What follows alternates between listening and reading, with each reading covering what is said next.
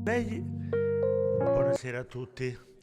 Questa sera c'è una puntata del ciclo La Visione, questo ciclo di incontri con un titolo credo quanto mai appropriato per un'accademia come l'Accademia Nazionale di San Luca, è stato concepito, promosso e attuato da Paolo Icaro quando, fino a pochi mesi fa, è stato presidente dell'Accademia, adesso è vicepresidente, secondo la tradizionale turnazione che c'è nella nostra Accademia, e quindi è doppiamente significativo che a parlare con Adachiara Zevi ci sia lui stesso, che ha appunto creato questo ciclo, e Maurizio Mochetti.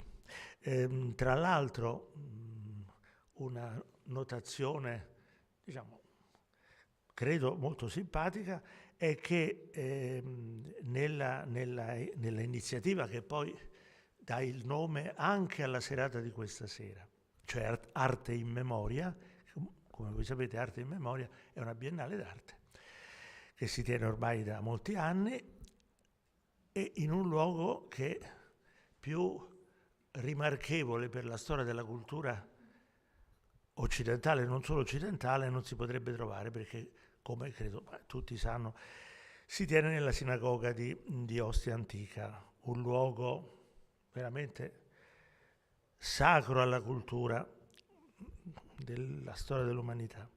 E tra l'altro ho il piacere di dire che nell'occasione di questo incontro è comparso qui in Accademia un libro che si chiama, che ancora, credo ancora non circola, è appena uscito, La Sinagoga di Ostia Antica, e che reca come sottotitolo 60 anni dalla scoperta e 20 anni di arte in memoria.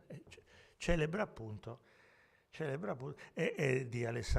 a cura di Alessandro D'Alessio e Adachiara Zevi, e quindi da un lato ripercorre la storia molto complessa di questo luogo fenomenale e ripercorre la storia della Biennale d'Arte, sulla quale, e non solo su quella, prima di iniziare la discussione, diciamo la giornata della visione, vedremo un filmato che ci ragguaglia ampiamente sulla storia di questa iniziativa. E appunto ricordavamo come alla prima edizione dell'iniziativa uno degli artisti presenti era proprio Paolo Icaro, è stato proprio Paolo Icaro, e nell'ultima edizione, la più recente, tra gli artisti c'è Maurizio Mochetti, quindi è così un dato aneddotico, però insomma non privo di un senso profondo, su una certa continuità di pensiero, di arte, di spiritualità. Io tra l'altro sono personalmente curiosissimo di leggere bene questo libro, perché è da quando ero ragazzo, e io visitavo con grandissima passione Ostia Antica, sempre tanto piaciuta, anche perché poi vicino agli scavi c'è il castello che è pieno di opere quattrocentesche, che è la cosa che a me poi in realtà interessava di più, però insomma, la fascinazione degli scavi. E mi ricordo che fin da quando ero ragazzo c'era una grande disputa tra gli eruditi, e cioè se la sinagoga di Ostia Antica non fosse addirittura precedente, almeno la fondazione precedente alla distruzione di Gerusalemme nel 70 d.C., a opera delle armate dell'imperatore Tito, di cui vediamo una delle immagini famosissime nell'Arco di Tito all'imbocco della Via Sacra. Ricordo che alcuni sostenevano la tesi, e anche eruditissimi, che in verità la sinagoga di Ostia precede quell'evento di poco, ma lo precede. Altri sostenevano invece la tesi che fosse stata creata successivamente. Non ho letto il libro, quindi non so ma sono sicuro che alcuni aspetti di questa tematica saranno sviscerati. È una tematica decisiva nella storia dell'archeologia romana, italiana. Però non è questo l'argomento del nostro incontro. Ada Chiara Zevi, che come voi sapete è un architetto, è una storica dell'arte, che a questa iniziativa della Biennale ha dedicato e dedica tanto delle sue energie, della sua creatività, sia pur di studiosa. E naturalmente se ne parlerà adesso, quindi non abbiamo nulla da anticipare se non il piacere e l'onore di avere qui una personalità come lei. L'Accademia ne ha profonda stima, rispetto e ammirazione. E mi piace ricordare per un attimo, per chi non se lo ricordasse, che la conferenza, io la chiamo conferenza, ma insomma sarà un dialogo tra i due grandi artisti e Ada Chiara, e questa conferenza arriva dopo una serie di giornate dedicate al tema della visione che annoverano personalità davvero monumentali. Voglio ricordarlo, la prima conferenza del ciclo La Visione fu tenuta proprio invitato personalmente da Paolo Icaro, da Roger Penrose, il premio Nobel della fisica per il 2020, uno dei più grandi studiosi e intellettuali e scienziati oggi sulla faccia della Terra. Quindi, tra l'altro la sua conferenza si può vedere online, è bellissima, cioè, davvero bellissima.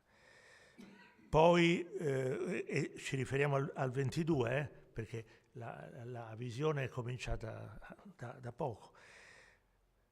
Venne poi la professoressa Giacomella Orofino, che trattò argomenti anche questi di abissale complessità e bellezza, la tradizione del buddismo indiano, i suoi riflessi nell'arte e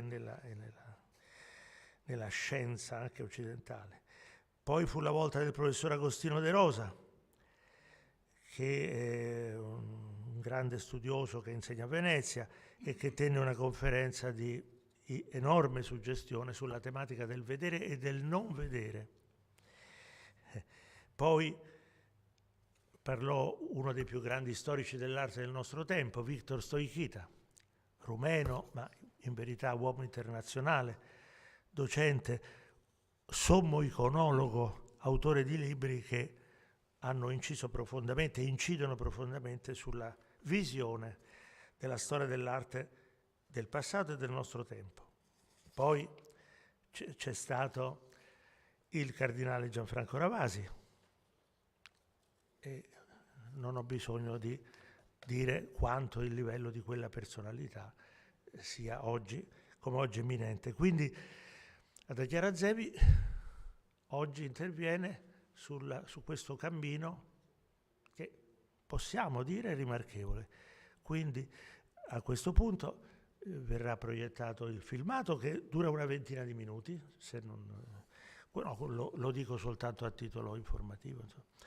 Poi dopo Paolo Icaro e Maurizio Mochetti prenderanno posto accanto ad Ada Chiara Zevi, che terrà un ampio intervento e poi dialogherà con i nostri grandi amici. Quindi, cari amici, cominciamo questa serata. Proiettiamo dunque questo filmato.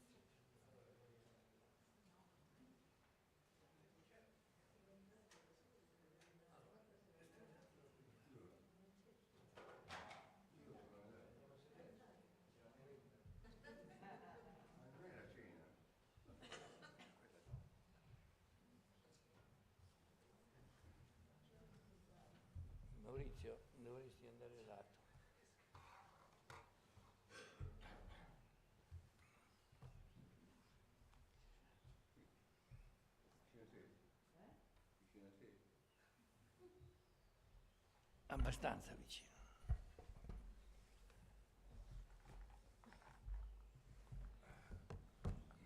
Allora io così a nome dell'Accademia ringrazio ovviamente i coraggiosi che sono qui presenti, nonostante appunto una pioggia un po', non dico battente, ma comunque ha reso sicuramente più gradita la vostra presenza. Strinati ci ha già raccontato un po', linee sommarie e così, perché siamo qua e perché chiamiamo visione, non tanto il momento in cui si vede, ma nel momento in cui chiudendo gli occhi si ha la visione, cioè non la vista, ma il desiderio, il sogno, il progetto. E naturalmente uomini di visione, ci sono già personalità, insomma, si sono già avvicendate e questa sera abbiamo veramente il piacere, anche affettuoso, nei confronti di questa Ada Chiara Zevi che avete visto con che continuità, tenacia, e con che apertura mentale, se vedete la varietà degli artisti e delle proposte. Non sta a me parlare dei risultati.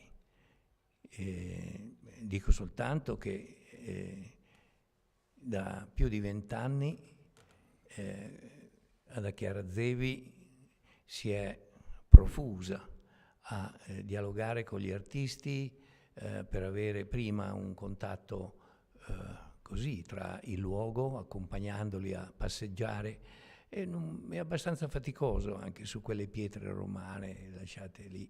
Le rovine sono sempre un po' impegnative, no? Su e giù, ma fantastico un momento quando ti accorgi che stai camminando nel passato, nella storia, e ti accorgi che tutto ciò che gli uomini hanno cercato di riscoprire è questo immancabile desiderio di memoria, cioè di ricordare ciò che è stato, come se non avessimo abbastanza da ricordare ciò che è, però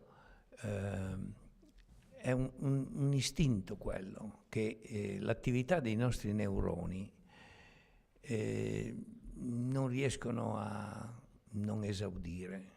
Noi continuiamo a vedere appunto con la visione ciò che è stato e ciò che è stata anche un'architettura. Ecco, non c'è più nulla, ci sono due o tre colonne che rimangono in piedi, ma sembrano cercare un loro equilibrio per resistere, mentre la maggior parte delle rovine sono oramai risucchiate dalla forza di gravità e modellate dagli elementi. Quindi questo diciamo istinto a ricordare mi ha portato a fare delle piccolissime riflessioni proprio sul meccanismo della memoria. Diciamo che ci possiamo immaginare, difatti dobbiamo avere la visione dell'interno della nostra scatola cranica per immaginare un movimento di neuroni, diciamo, chiamiamoli così, ma sono diciamo particelle nervose che si comunicano una con l'altra a una velocità della luce attraverso diciamo dei contatti che noi chiamiamo sinapsi, va bene? Ma è meraviglioso.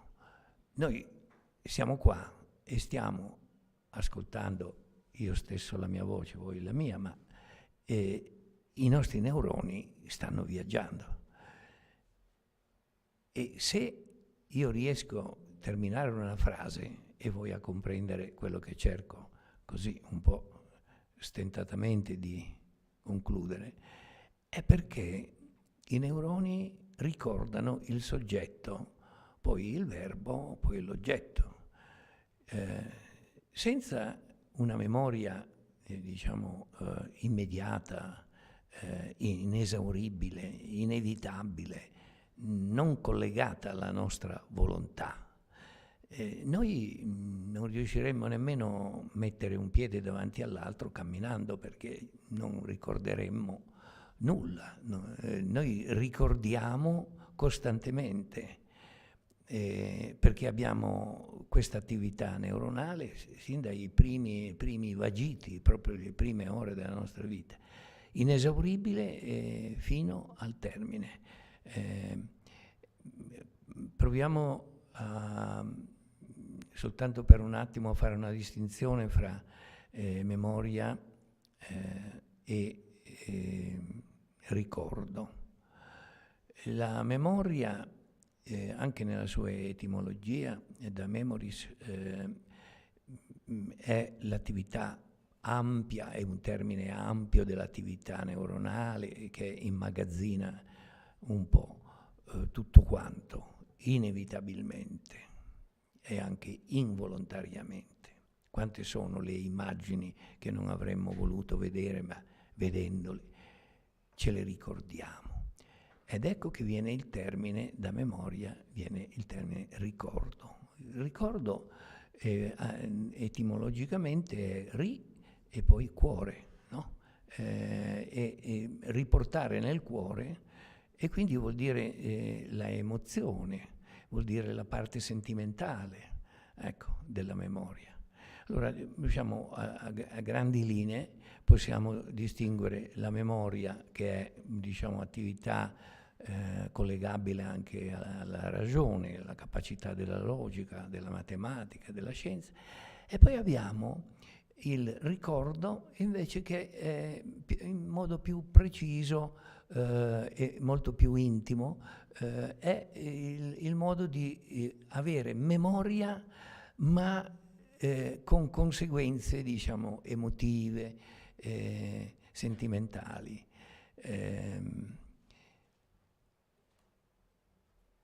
Tutto quello che abbiamo visto proiettato in questo bel documento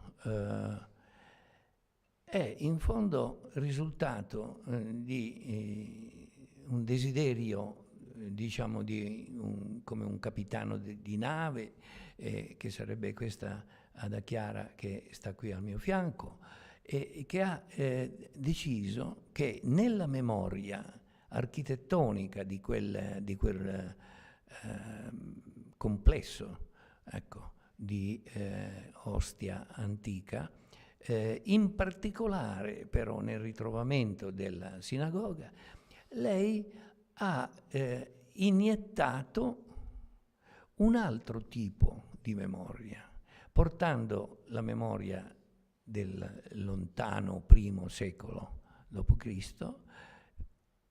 ai giorni nostri. Abbiamo visto i volti di molti amici, di molti colleghi che hanno lasciato lì un lavoro, ma l'hanno lasciato perché ci fosse memoria della loro intuizione, della loro ideazione, della loro immagine. Uno lascia un'impronta nell'erba, un altro costruisce una rovina, come aveva fatto alla Biennale, Reis. Non si può adesso ripercorrere a voce ciò che abbiamo visto con gli occhi, però secondo me è un festival della memoria che noi diciamo in questo momento cerchiamo di un po' circoscrivere, no? La memoria come desiderio di non dimenticare, la memoria anche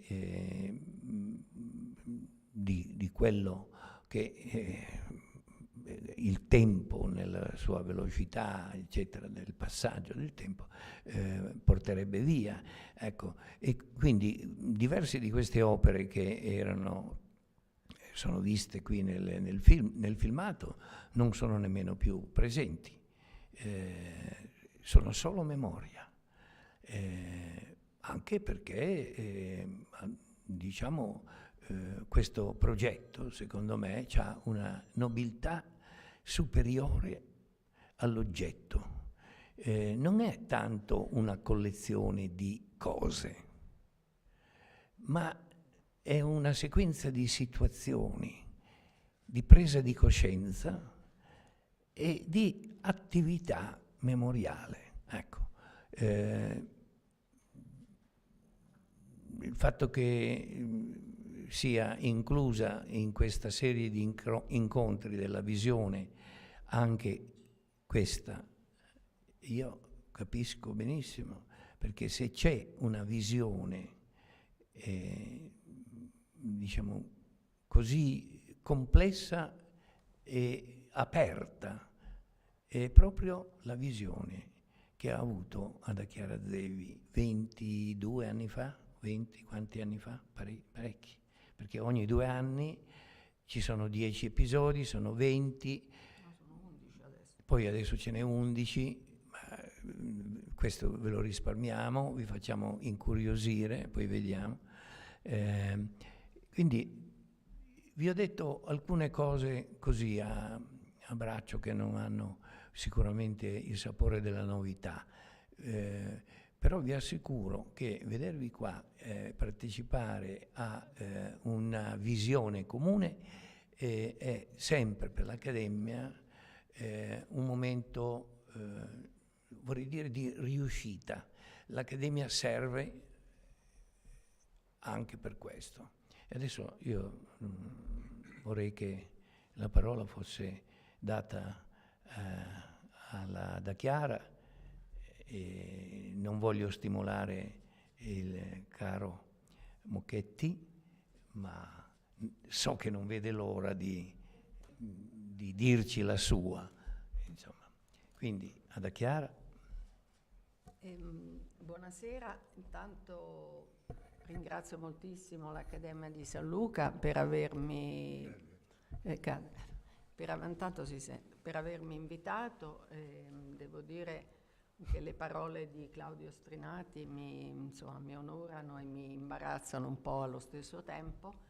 E ringrazio moltissimo Paolo Icaro, perché devo dire che è stato lui a insistere moltissimo perché questa iniziativa venisse presentata in questa sede. Paolo è uno dei 3 artisti che espone nell'11ª edizione di Arte e Memoria, che è fuori dal filmato, ma che è in corso a Ostia Antica fino al 16 aprile.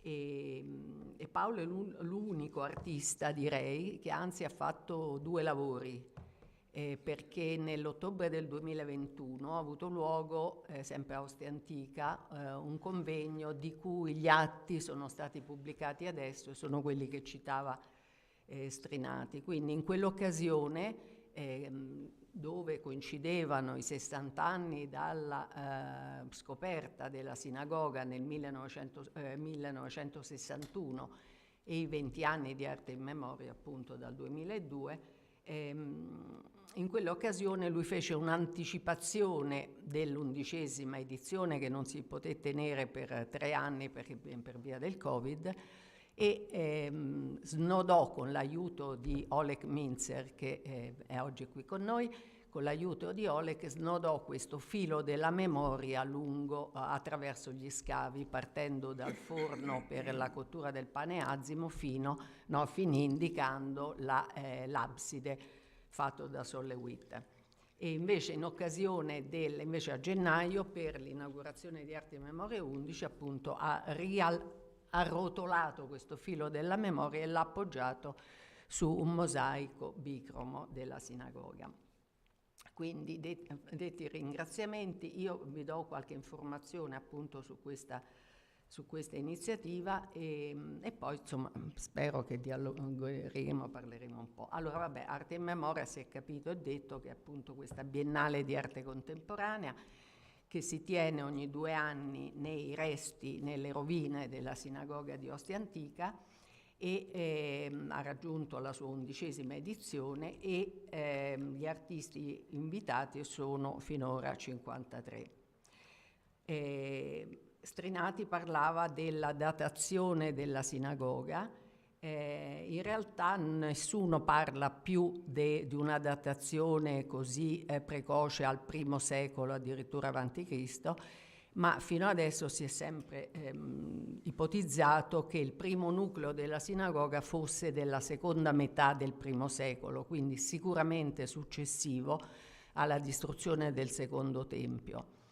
E in questo convegno che si è tenuto appunto a ottobre, questo convegno il professor White dell'Università del Texas, che ha scavato a lungo e continua a scavare a Ostia, ha un po' scombussolato tutte le ipotesi finora in voga, in quanto ha ipotizzato che la sinagoga, il primo nucleo della sinagoga, sia addirittura della seconda metà del III secolo, addirittura inizio del IV, quando in realtà invece la sinagoga ha trovato il suo massimo sviluppo, perché poi l'intero sito archeologico ha iniziato un periodo di decadenza nel V secolo. Quindi diciamo c'è questa ipotesi molto azzardata sulla quale in realtà quelli che hanno studiato la sinagoga fino adesso non sono assolutamente d'accordo. Quindi è ancora un luogo di forte dibattito rispetto alla sua datazione. Il suo ritrovamento invece, lo sapete, è avvenuto nel 61 durante la costruzione dell'autostrada per Fiumicino. Quindi sono comparse queste colonne che sono state, ma è molto interessante anche, adesso non entro nel merito, ma comunque in questo volume ha una prima parte archeologica dove vari studiosi sono intervenuti appunto sulla datazione, sull'altezza, tutti i frammenti che sono stati trovati, e poi invece una seconda parte che riguarda l'arte contemporanea nella sinagoga e dove ci sono interventi del direttore del museo di Cracovia, del museo ebraico di Cracovia, di una studiosa lituana e di un'altra studiosa americana, cioè vari interventi sul problema del recupero delle sinagoghe che ha luogo soprattutto dal 1990, cioè da quando all'unificazione, dalla caduta diciamo dell'Unione Sovietica, questo processo di ritrovamento delle tracce delle sinagoghe che 2 dittature avevano cercato completamente di cancellare. E quindi in questo processo di recupero delle tracce delle sinagoghe c'è un'ampia casistica di come questi luoghi vengono utilizzati. E alcuni vengono utilizzati appunto per l'arte contemporanea, ma vengono utilizzati per l'arte contemporanea, diciamo, come se fossero delle gallerie, cioè come se ospitassero luoghi che ospitano l'arte contemporanea. Invece, diciamo, la differenza rispetto alla sinagoga di Ostia Antica è che la richiesta che viene fatta agli artisti invitati è quella che creino un lavoro appositamente per il luogo. Allora,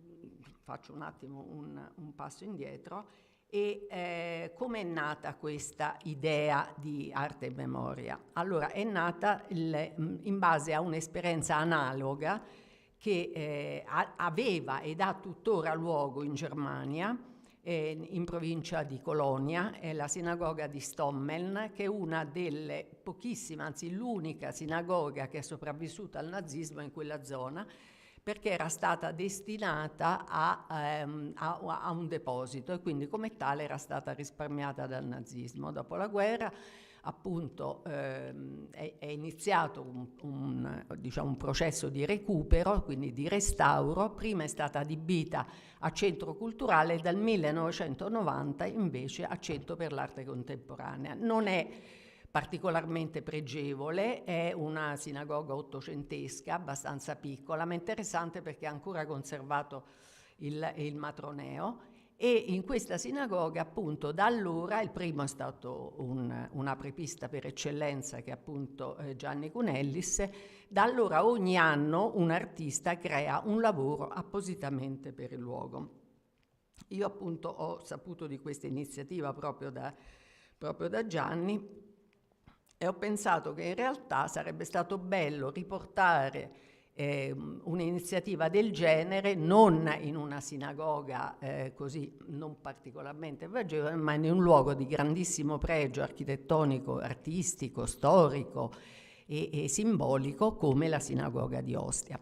Sono stata fortunata perché era allora sovrintendente una grandissima donna che era Anna Gallina, la quale con grande lungimiranza ha subito accettato di fare questo progetto, e quindi erano altri tempi, veramente era un altro mondo. Voi avete visto che nella prima edizione hanno esposto ben 12 artisti in vari posti della sinagoga, poi purtroppo il drappello si è andato via via assottigliando per mancanza appunto di, sappiamo la situazione, ma per mancanza di fondi, insomma, e quindi insomma però siamo riusciti a tenere il punto. Devo dire che è abbastanza miracoloso che si sia riuscito in un luogo archeologico a mantenere una continuità, perché ci sono attualmente ci sono altre esperienze di questo tipo in luoghi archeologici, però diciamo una continuità.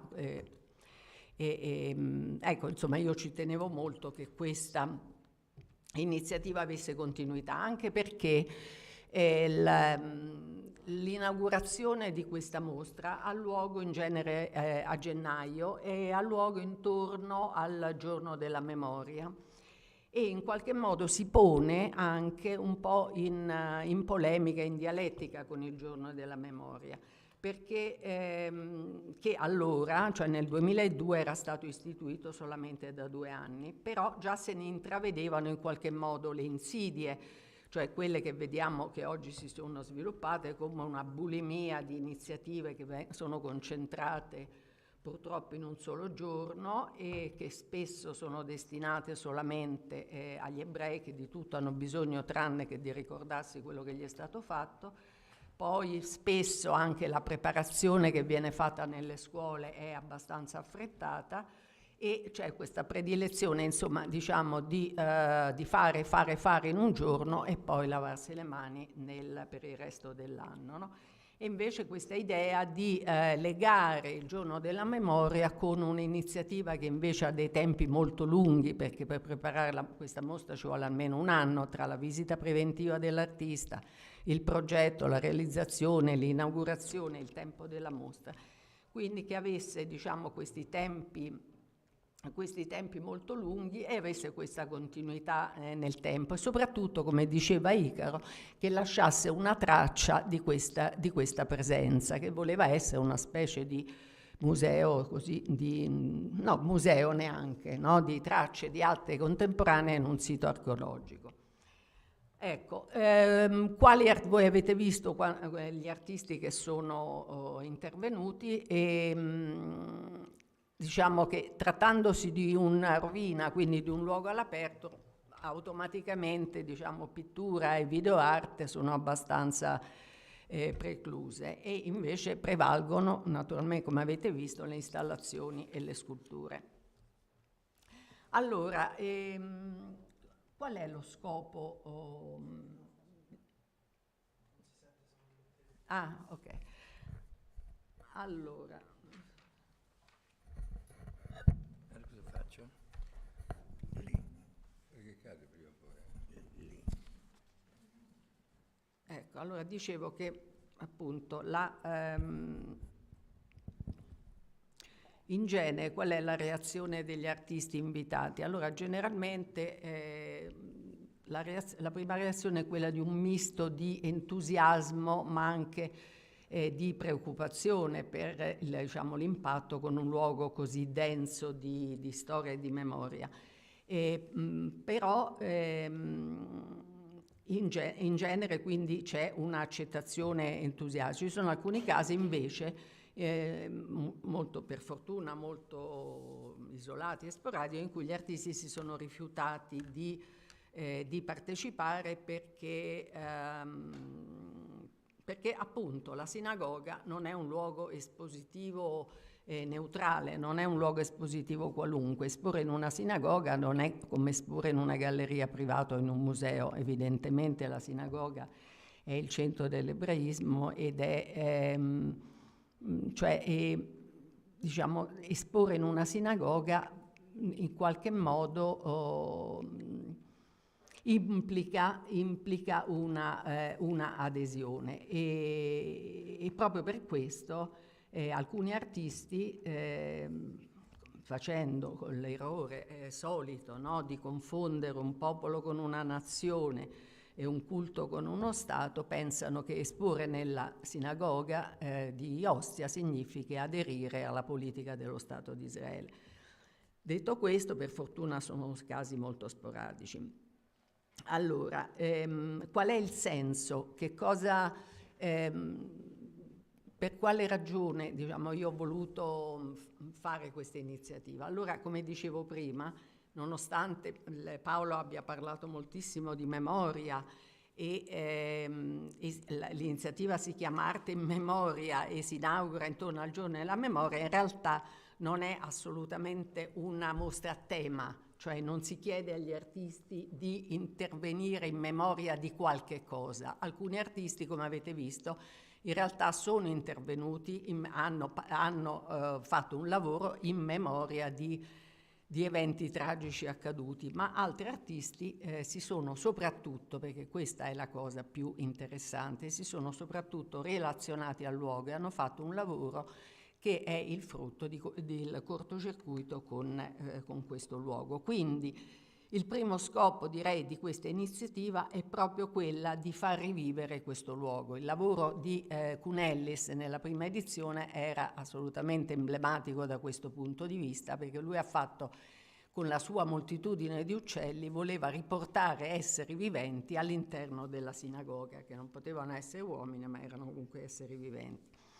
Quindi far rivivere il luogo non solo come vestigia archeologica, cioè non solo come monumento, che sarebbe se fosse semplicemente lasciato com'è, come vestigia archeologica, storica, artistica e simbolica di grande pregio, ma come luogo attivo, appunto, trasformarlo da luogo di culto, che comunque la sinagoga è ancora luogo di culto dove sporadicamente vengono ospitate delle funzioni religiose, per produrre cultura. Del resto la sinagoga storicamente è un luogo di cultura, oltre che di culto, perché il nome scola del resto lo spiega, e quindi farla tornare ad essere un luogo di cultura affidata agli artisti e quindi abitata dalle loro, appunto, visioni, che sono memori del passato ma radicate nel presente. Che cosa mi interessava poi di questo incontro, di questa idea, ed è il motivo per cui viene richiesta un lavoro ad hoc e non un lavoro semplicemente portato dallo studio e ambientato lì? Questo discorso, appunto, del rapporto intanto fra l'antico e il contemporaneo, fra questa reliquia, diciamo, antichissima e l'arte contemporanea. Perché la memoria, se è vero che la memoria è l'interpretazione frammentaria e individuale della storia, a partire da oggi, i meccanismi della memoria sono simili a quelli dell'arte e dell'architettura di tutti i tempi, cioè rileggere criticamente il passato, non per riproporlo pedissequamente, ma per interpretarne la lezione con una sensibilità contemporanea. L'opera è appunto la traccia di questo atto critico, del cortocircuito fra spazialità e temporalità distante. L'opera stessa è un atto di memoria. L'altro punto che secondo me che emerge da questa iniziativa è quella del rapporto fra identità e dialogo. Allora, intanto il luogo stesso è l'emblema di questo rapporto, perché la sinagoga non esiste una precettistica che dica come devono essere costruite le sinagoghe. Le sinagoghe esistevano anche prima della distruzione del Tempio, ma si sono sviluppate soprattutto dopo la distruzione del Secondo Tempio e hanno sostituito, diciamo, alla centralità del santuario, hanno sostituito questa pluralità di luoghi in tutta la diaspora. Mi piace pensare oggi che in qualche modo le sinagoghe assomigliano, no, a un museo diffuso rispetto a un museo centrale, a un monumento centrale come era il santuario, il Tempio di Gerusalemme. Abbiamo questa pluralità oggi di sinagoghe. Allora, siccome non esiste una architettura delle sinagoghe, si assiste in ogni sinagoga a questo fenomeno interessante di rapporto fra l'identità e il dialogo. L'identità sono quelle caratteristiche indispensabili che descrivono ogni sinagoga una sinagoga, e sono appunto un orientamento verso est, cioè verso Gerusalemme, cioè l'oggetto della memoria, perché ogni sinagoga è memoria appunto del Tempio, la vicinanza a una linea di costa. Voi sapete che adesso dove c'è l'autostrada di Fiumicino una volta c'era il mare, poi il luogo, cioè questo armadio dove venivano custoditi i libri sacri, e il luogo dove questi libri venivano letti, così come una fonte d'acqua, e no, sostanzialmente questo, una fonte d'acqua. E ecco, e in ogni sinagoga ci sono questi elementi che la identificano, ma per tutto il resto, per la forma, per la decorazione, tutto il resto, in realtà ogni sinagoga è permeabile, acquista il linguaggio, assume il linguaggio ed elabora il linguaggio del contesto nel quale si trova. La sinagoga di Ostia Antica ha una struttura basilicale, e i mosaici sono gli stessi, sia quelli astratti sia quelli figurati, sono gli stessi che troviamo negli altri luoghi del sito archeologico. Quindi secondo me questa è una lezione molto interessante e anche molto attuale, questo discorso della capacità di mantenere una identità e nello stesso tempo sapere dialogare con i propri vicini. D'altronde il mondo romano era un mondo multiculturale, quindi diciamo la sinagoga di Ostia riflette un po' questa apertura. Ecco, e mi pare che io mi posso fermare qua. I lavori li avete visti, alcuni lavori si ispirano, avete visto, alla struttura architettonica, moltissime sono, perché appunto gli artisti sono liberissimi di fare quello che gli pare nella sinagoga, e quindi alcuni si ispirano alla struttura architettonica, avete visto Cunellis, Dibez, Sollewitt per esempio, altri ad alcune peculiarità della sinagoga, per esempio appunto il pozzo, per esempio il forno, per esempio lo stesso albe. Avete visto il lavoro di Vitone che era ambientato nella zona proprio di questo abside, lo stesso abside che poi Lewitt ha in qualche modo ricostruito esternamente alla sinagoga. Altri si sono rifatti come Buren alla decorazione musiva. Altri ancora hanno ripreso la tradizione ebraica dei cimiteri, per esempio come Lorenz Wiener, che ha distribuito nella sinagoga queste 4.000 monete che i visitatori erano invitati a prendere come ricordo, no? Come gli ebrei usano lasciare un sassolino sulla tomba dei propri cari quando vanno a visitarli al cimitero, così lui invitava i visitatori a prendere una moneta come prova, come testimonianza dell'aver visitato la sinagoga, come Marie Eichhorn che partecipa adesso alla 11ª edizione, che ha portato queste 2 pietre da Gerusalemme, le ha appoggiate sul muro della sinagoga, creando proprio questo legame fra la sinagoga, diciamo il tempio, il santuario e la sinagoga. Altri ancora si sono rifatti appunto alcune storie bibliche. Avete visto Ruth Berachah che ha fatto l'impronta di Golia, Davide, come si chiama? Le 5 pietre di Davide e di Vitone, e la scala di Giacobbe. Ecco, allora la cosa che più mi interessa rispetto a questo rapporto che dicevo identità e dialogo e soprattutto arte e architettura è questo fatto che appunto gli artisti intervengono con il loro linguaggio e che è riconoscibilissimo, però che nell'incontro, diciamo, fra il loro linguaggio e il luogo succede qualcosa per cui da una parte il lavoro acquista un nuovo commento dal luogo e dall'altra parte il luogo continua a vivere. Ecco, e questo è il motivo, credo, per cui anche nella pluralità dei linguaggi degli artisti, credo che ogni lavoro funzioni. No, funziona proprio perché è stato pensato apposta per lì, cioè si è ispirato a un fatto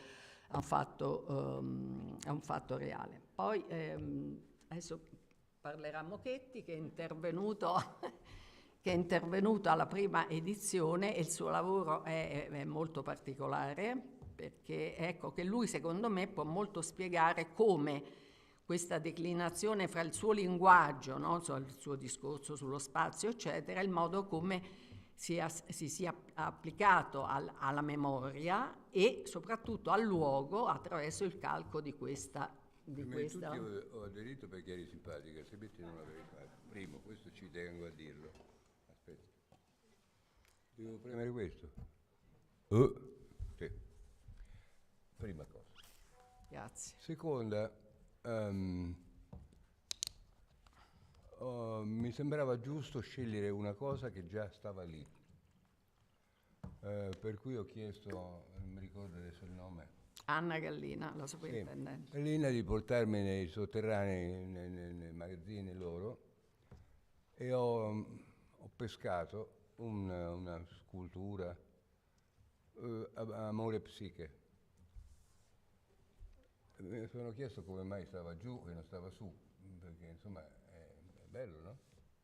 Ecco, e allora io ho fatto fare dalla sovrintendenza un calco per non fare un'imitazione, per non confonderlo col vero, l'ho fatto fare di un colore scuro invece che di marmo bianco. E questo è il primo passo. Secondo, io avevo già nel mio modo di lavorare dei lavori fatti sulla memoria. Quindi non ho aderito alla tua memoria, ho aderito alla memoria. Ok. E in cosa consisteva il lavoro? Era divertente usare un Amore Psiche che già era lì, per cui non si sapeva se era un lavoro vecchio o se era un lavoro nuovo, e questo già mi intrigava abbastanza. Poi ho messo, e qui esce la memoria, ho messo a distanza i due calchi, in modo che la gente vedeva la prima cosa, che stava in mezzo alla strada, poi oltretutto l'avevo messi, e poi rivedeva la stessa cosa dopo parecchi metri, ma non so quanti erano, non mi ricordo. Beh no, lontanissimo, perché uno era la sinagoga 400. e l'altro al Campidoglio. Avevo fatto l'entrata e l'uscita, no? O sbaglio? Quindi era difficile da lasciare insieme. Ah, vuoi io metto di qua? E allora, perché l'ho messi distanti? Perché incontrare lo stesso soggetto a distanza ti chiedi, oltretutto un soggetto che era naturale lì, nella nostra antica, ti chiedi come mai c'è questa ripetizione di un oggetto. Quindi, dopo che hai visto tutto, probabilmente se ti veniva questa curiosità, tornavi indietro e andavi a vedere, cercavi di ricordare cos'era questo, la differenza tra questo e quello, se c'era. Questo dovrebbe essere un gesto naturale, perché io non vedo mai due cose uguali a distanza in un posto dove è lo stesso soggetto parte del posto. E perché ho fatto questo? Perché in realtà mi permetteva di annullare uno spazio. Io lavorando sullo spazio, praticamente erano due identità che era una sola, perché? Perché c'era questo processo di paragone dove il tempo che tu ci mettevi per arrivare a vedere l'altro, percorrevi lo spazio, ritornavi sempre a un punto. E quindi coincideva molto col mio lavoro. Che altro devo dire? Quello che vuoi. Quello che voglio. Sembra vero. Prego?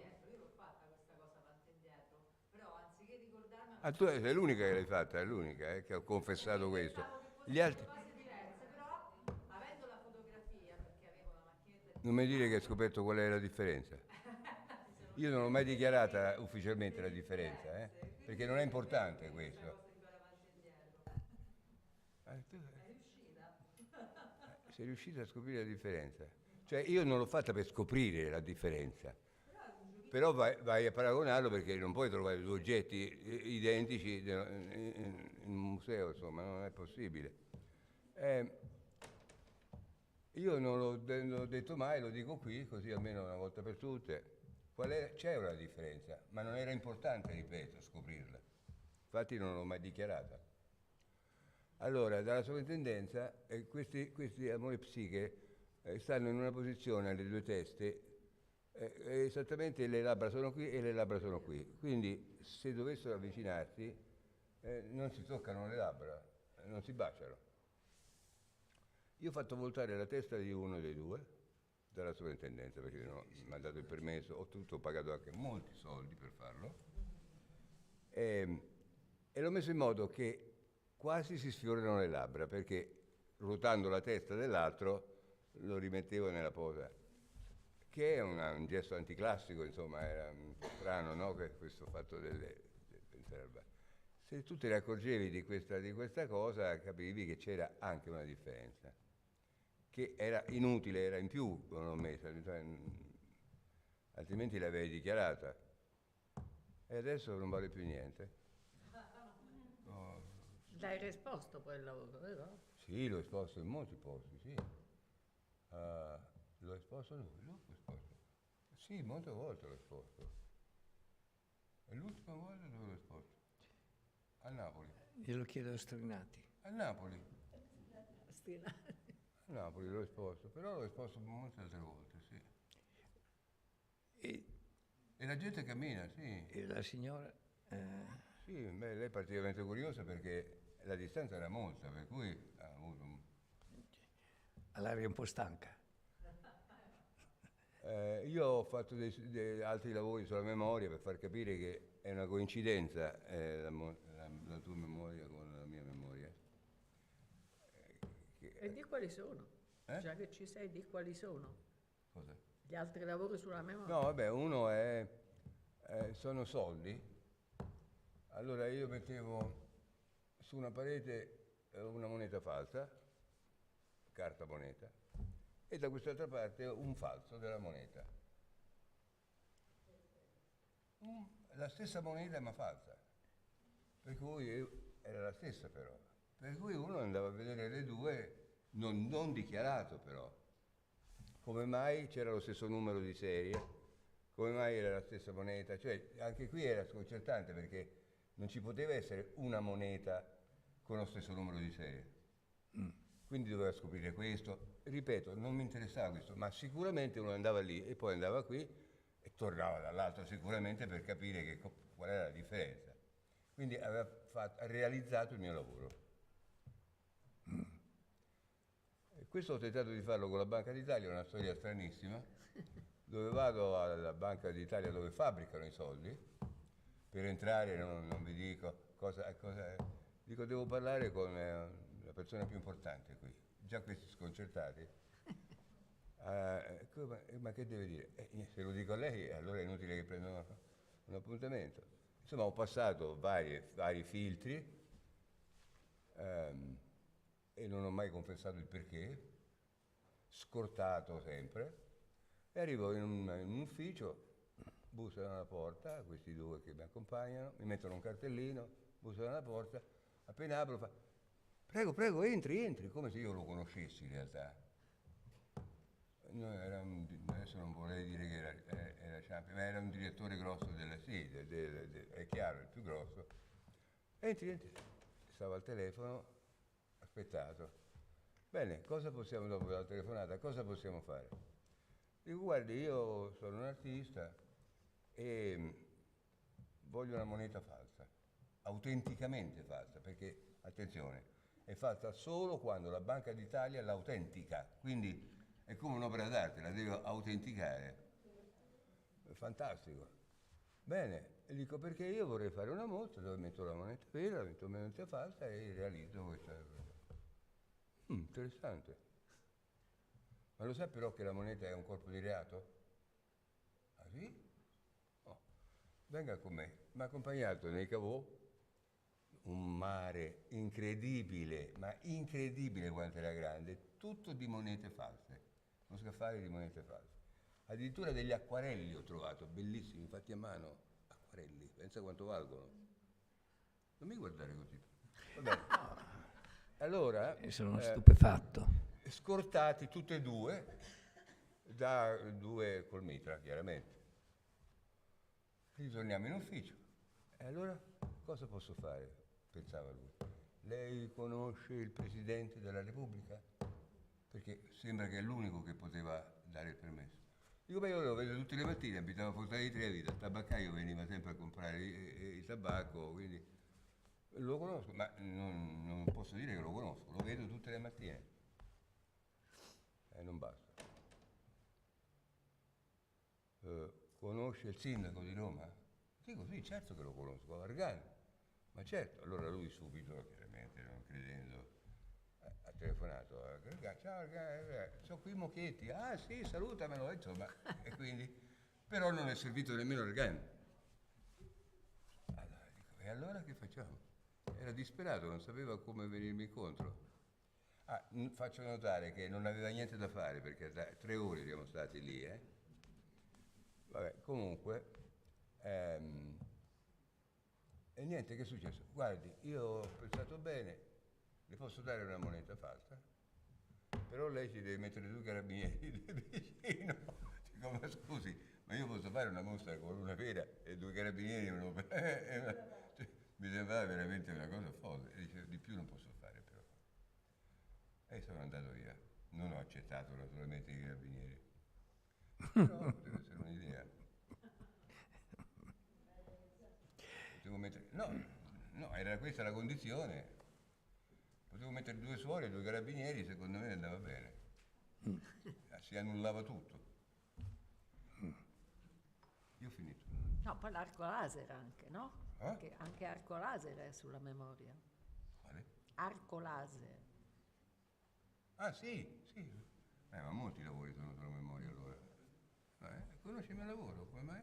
Ho studiato ieri. Allora, sì, arco laser. Allora, si tratta di un arco circolare, chiaramente, dove metà arco fatto in tubolare di acciaio, metà arco è sotterraneo, sta sottoterra, e metà arco è visibile. Quindi c'è uno virtuale, quindi è un arco completo, ma a metà è o sottoterra o fuori. Allora c'è un laser che cammina su questo tubo metallico, quindi è come molti sono caduti nel tranello, è come la nascita del sole e il tramonto, percorre tutto il percorso e poi sparisce. Perché? Perché sta percorrendo la parte che non si vede. È un arco completo, fa sempre lo stesso giro. Allora, perché ho fatto questo lavoro? Perché in realtà se io impiego per guardare la parte visibile, dalla nascita al tramonto, 5 minuti, poi io aspetto altri 5 minuti, se l'ho visto la prima volta ricomparire, aspetto altri 5 minuti, sembra mezz'ora, veramente mezz'ora. Cosa significa? Che quando noi non abbiamo un'immagine il tempo è diverso. Che non ho scoperto niente, però è basato su questo lavoro qui, sullo sconcerto che c'è fra il visibile e il non visibile. E il tubo, la pallina oscillante, il tubo oscillante, c'è un tubo di alluminio lungo 6 metri, 7 metri, e dentro c'è una piccola pallina di acciaio, molto piccola. Questo tubo oscilla di niente, di pochissimo, un centimetro lungo 7 metri. La pallina comincia a rotolare all'interno, in accelerazione, perché piano piano accelera, e uno sente il rumore della pallina che rotola perché il tubo fa da amplificatore, fa da cassarmonica, per cui mi amplifica il suono. È molto chiaro il suono, si sente. Uno è portato sicuramente a cercare di vedere qual è il punto dove sta la pallina, come quando uno vede passare un'automobile, il rumore dell'automobile fa così, ma magari non la vede nemmeno, però segue il suono. Arriva alla fine del tubo e quella non sta nemmeno a un quarto del tubo. Sì, è un gioco incredibile. Cioè cerca con l'occhio di capire, lo fa la seconda volta mezz'ora prima, cioè è una cosa incredibile. Cioè in poche parole non è che va lenta la pallina, è che se c'è una non relazione fra il suono e il tuono è un po' di secondi dopo, anche se va alla velocità del suono. La relazione che c'è fra il visuale, il visibile e il suono è sconcertante. Credo che Einstein pure ha detto una cosa del genere, dove sembrava che quando stava con la donna che gli piaceva 2 ore era 5 minuti. E quindi ho fatto abbastanza lavori proprio su questo sconcerto fra quello che vediamo e quello che sentiamo. Se posso dire, no? Visto che ti guardo in quel modo, io continuo, ma tu stai giocando con Einstein perché lui ha spiegato, ma guarda che io parlo nel microfono, sei tu che parli fuori. Ma io parlo a loro. Ah, ok, allora parla con loro. Tu devi proprio quasi dimenticarmi in questo momento, perché io sto per dire che quando Einstein ha una vecchietta che gli chiedeva, guarda, io non ho capito nulla della sua relatività, eccetera, così. Lui, non ha capito niente? No, nulla, niente, diverso. E allora Einstein vede che c'era una stufa lì, no? Dove lei si riscaldava, la vedi tu? Non la vedi, però in quell'episodio c'era la stufa. E dice, signora, vede, se la stufa è spenta, lei ci mette la mano sopra e la può tranquillamente tenere perché è spenta. Se la stufa è accesa, lei mette la mano sopra e la toglie immediatamente. Allora, Che c'entra? appunto, è come i lavori che sono molto legati fra di loro, perché è un artista che sembra che sprizzi scintille di qui e di là, però sono tutti legati. Con una regola, no, il problema è che è sconcertante il legamento, il legame. Cos'è? Sconcertante? Sì, cioè perché se non lo fa insieme. Ma no, formalmente sono diversi, ma io mi vedo questa signora che continua a correre da un pezzo del tuo lavoro all'altro pezzo per cercare di scoprire la diversità tra amore e psiche. Sotto al tubo, accende il tubo e non è che corre lei, muove la testa, segue l'ipotesi. Io partivo dal primo lavoro, perché ho seguito tutto, amore e psiche. Amore e psiche che cammini. Ecco, e scusa, il falso attaccato al muro e poi dall'altra parte un altro falso. Non c'è il suono. No, ma cammini lo stesso. Te fai camminare questa gente, no? Io faccio camminare perché realizzi lo spazio. Sì. Lo annulli. Sì, e sono lavori sulla memoria. O no? Sì. Perché fai sta faccia che sembra che abbia detto chissà che cosa? Certo, quello della mostra da lei è più legato di tutti alla memoria. Beh, lei condiziona un Quella po'. bambina che cammina, insomma, non è la memoria. No, lo è succede. un'altra. Lo sai che io ho una versione, perché tu dici 7 Sei metri. stato proprietario di un tubo. No, ce l'ho, non sono stato. Ma non è 7 metri. Adesso mi sono ricordato. Eh. Sai come l'ho portato quel tubo da Piemonti? Fuori dal finestrino, no? Fosse bassissima, lungo 7-6 metri, ti immagini usciva dalla macchina davanti e dietro, macerata.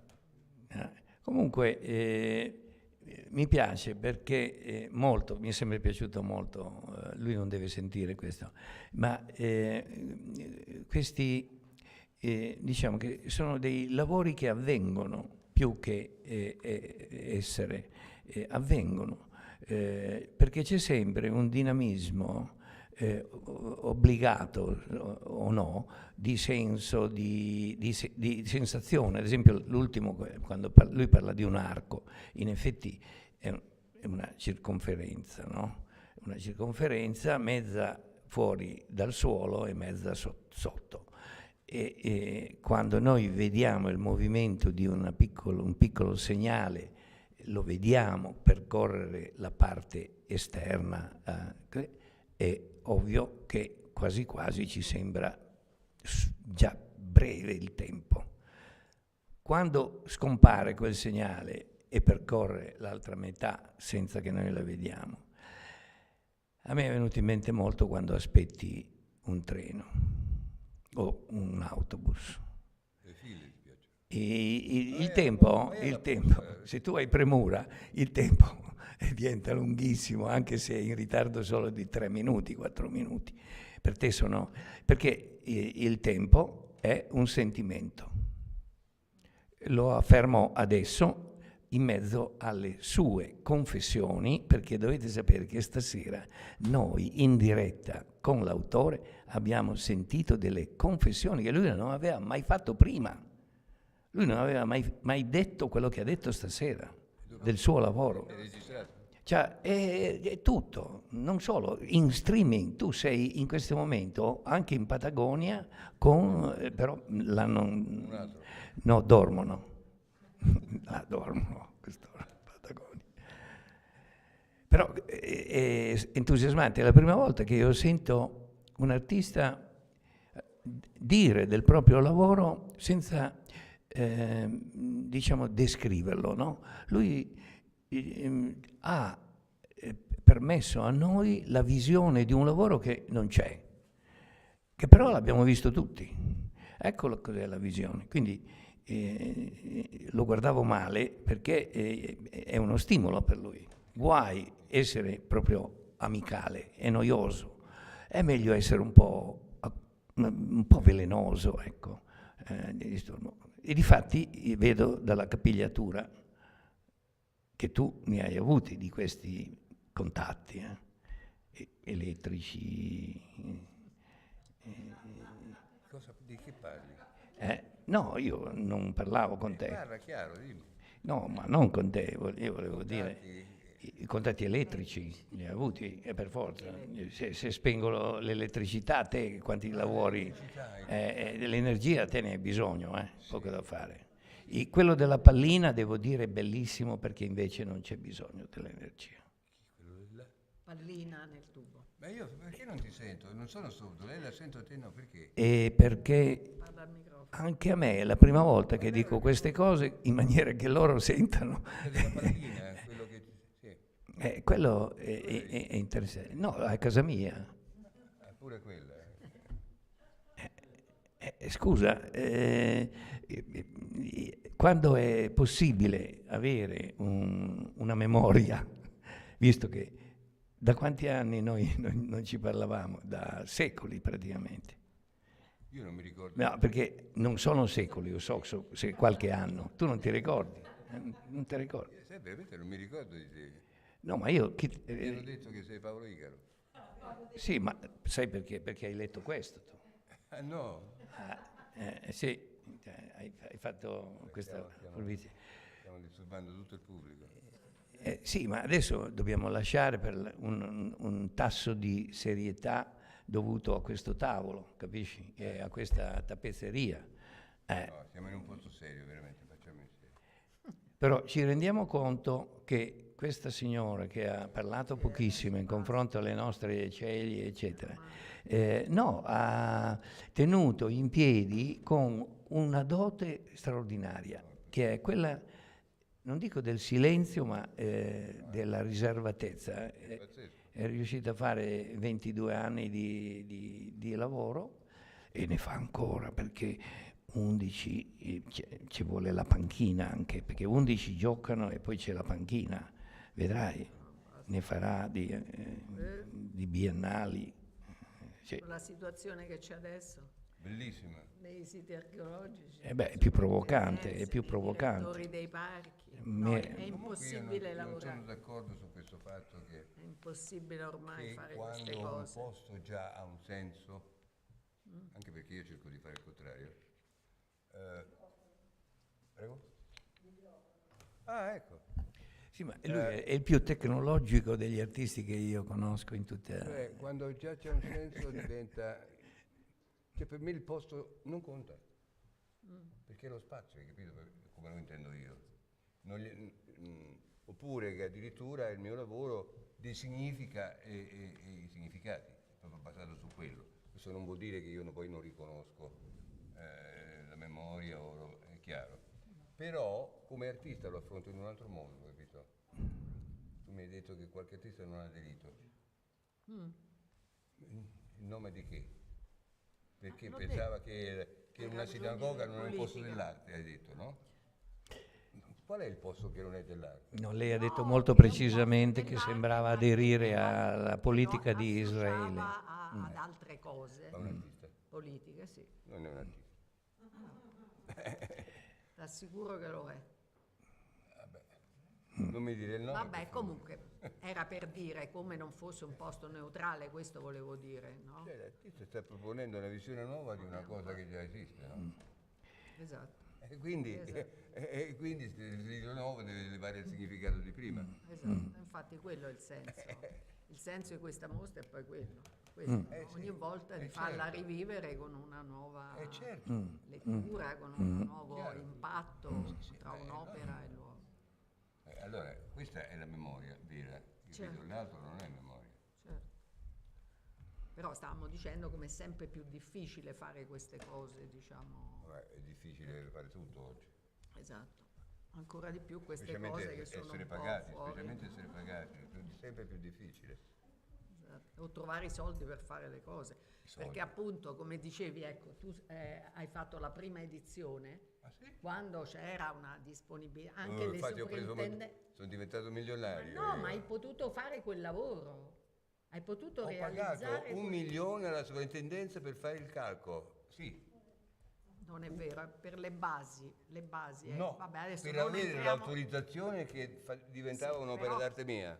Sì, però l'hanno realizzato loro, il calcolo l'hanno Certo, realizzato. non me l'hanno permesso di farlo io. Allora sto dicendo, adesso non dobbiamo fare i conti della spesa. Vabbè, adesso Allora niente, sto mi hanno dicendo fregato. che allora era per la situazione, allora c'era le soprintendenze disponevano di Tanti di soldi.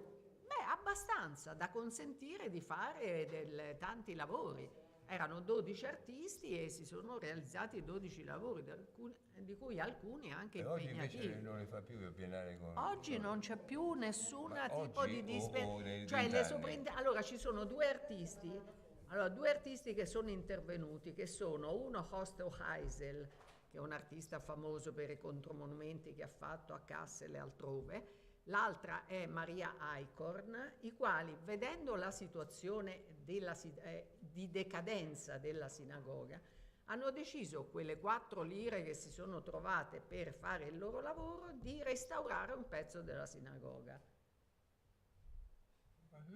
Eh sì, che mi sembra un bellissimo gesto che da una parte... Cioè, se io voglio No, costruire lì un'altra sinagoga posso farlo. Allora, Potrebbe il essere un'idea problema è che geniale, appunto no? non ci sono neanche i soldi per restaurare o per Ma questo insomma non soltanto tenere... lì, ed è un po' dappertutto.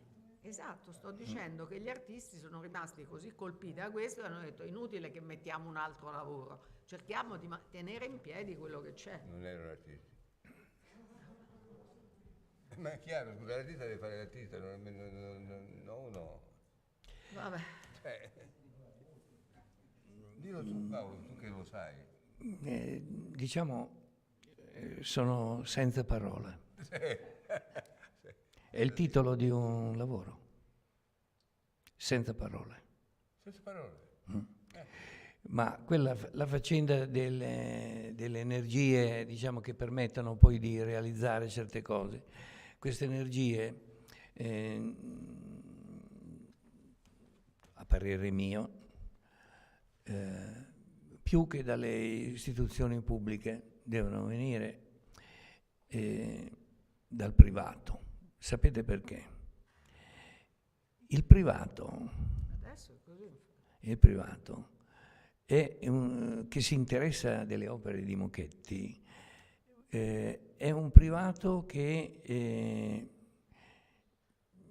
diciamo desidera partecipare a quel lavoro, permette una realizzazione. È un privato che, avendo i mezzi, intendiamoci, però i mezzi privati, secondo me, hanno la grande possibilità, e direi il dovere, di entrare nel gioco. Perché il gioco dell'arte permette a